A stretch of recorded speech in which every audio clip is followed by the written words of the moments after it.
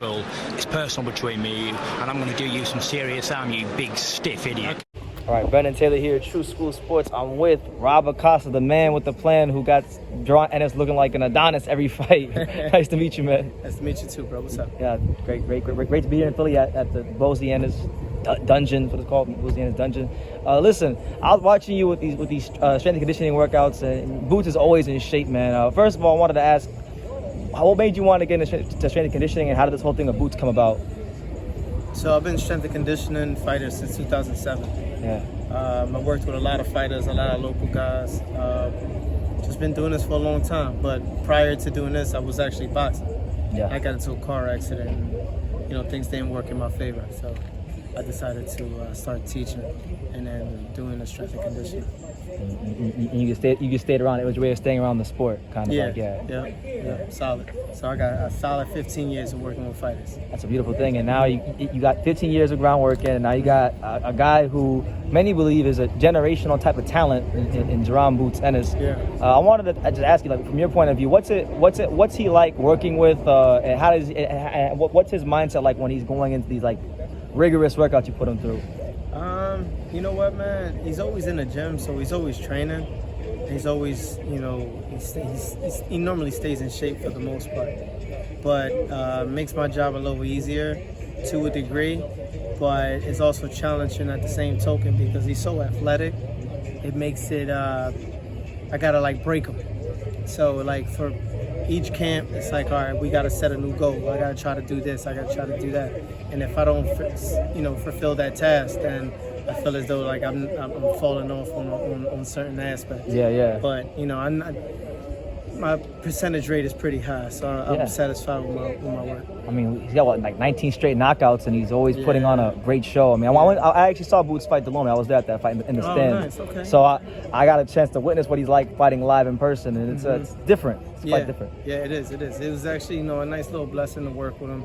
I've known the family for years, and then when I opened the gym, they came around almost about a year later. Okay. So that's when they joined. They joined the gym also, and then it's been 4 years later.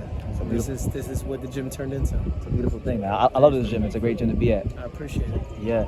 I wanted to ask, man, because like we got Spence, we got Crawford. A lot of people are excited about that fight.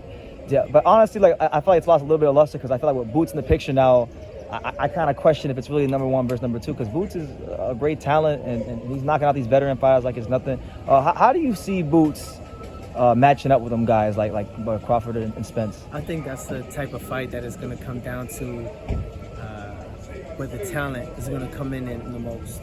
As far as conditioning is concerned, that's not even nothing I'm worried about. I'm nowhere near worried about how Spence is going to come in shape. I don't care how Crawford comes in shape. Quite frankly, I really don't give a damn how anybody else comes in shape. I know that my guys always come in shape, and we get ready for anything that comes to the table. So I make sure that all T's are crossed and all dots on the I's are done and periods, and we're good to go. So for as far as that specific fight, it comes down to skill. It's who's the more skilled fighter, who has the better IQ, who has better ring generalship, and who got the best team, really. Because when it all comes down to it, it's who can make those adjustments when the adjustments need to be made. Yeah. You're around Boots every day, so like being around him, like is there anything that you get to see every day that maybe everybody doesn't see that is underrated about him, like as far as his qualities? You said underrated? Yeah, underrated, like things that people don't talk about enough. In all honesty, man, the kid could do it all. Yeah. You know what I mean? It's just I would like for him to eventually one day go 12. Go 12 rounds, yeah. Just so everyone, not because I don't think that he can, because I know that he can, but I just want everyone to see that the kid can make numerous adjustments. He gets stronger as the rounds go.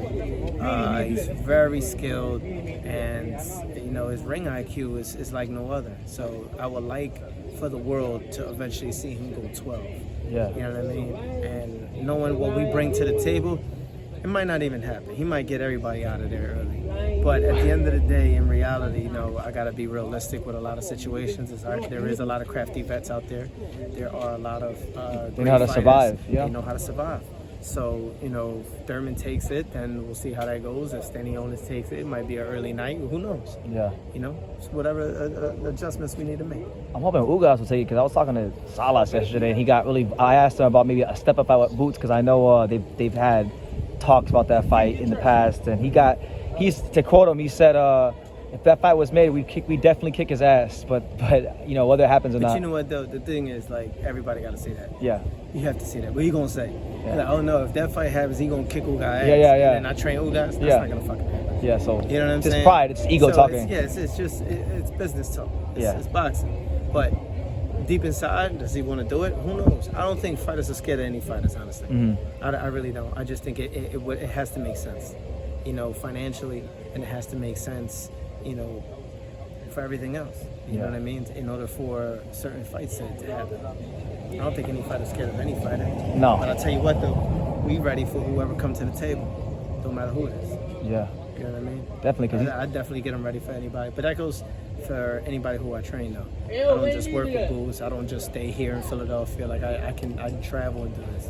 So even with traveling and conditioning fighters, like, my percentage is incredibly high. I'm very picky who I work with. I got to make sure that quality over quantity type thing. Yeah. Yeah, it's like I want to make sure that I keep my winning percentage at a high level. Do you know your winning percentage? I'm sorry? Do you know your winning percentage off top? It's like 95, 96%. Oh, man. Yeah. I never had a fighter run out of gas. I never had a fighter miss weight. Everybody come in on point. Yeah. It's all about breaking down the whole camp, how to do it. And it also comes down to the rehydration, when to peak, when not to peak, when to eliminate certain exercises, when to keep it going.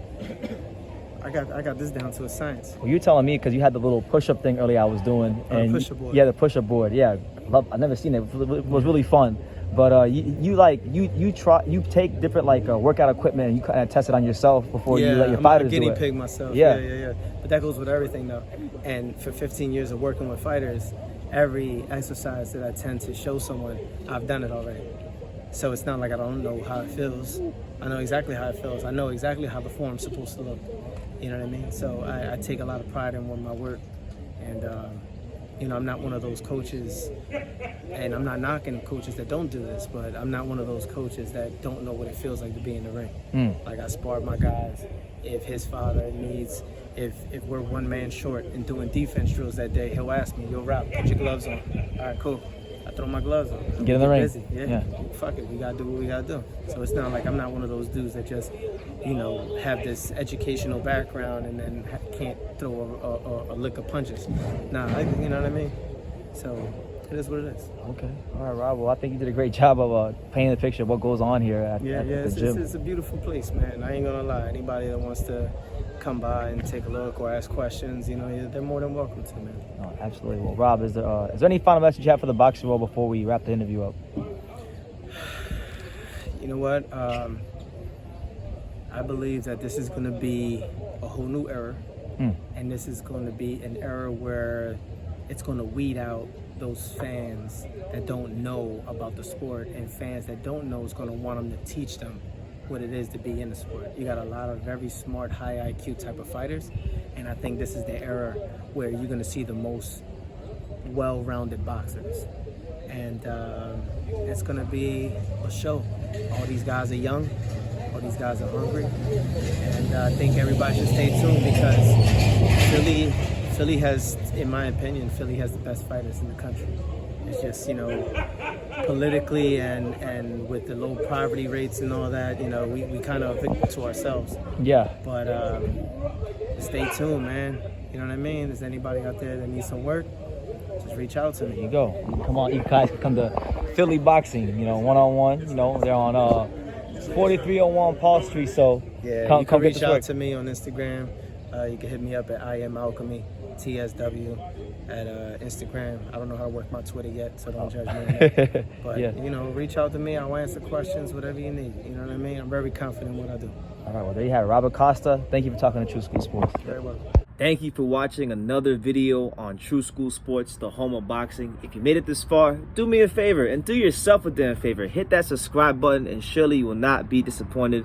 You know, True School Sports bringing you the latest and greatest, the untouchable, boxing content, interviews, news videos, breakdowns, live fight reaction extravaganza. We've got a great community of people here, boxing fans all over the world, from America to the UK to Australia, and on and on and on. So join the empire today. Hit that subscribe button. Take care and God.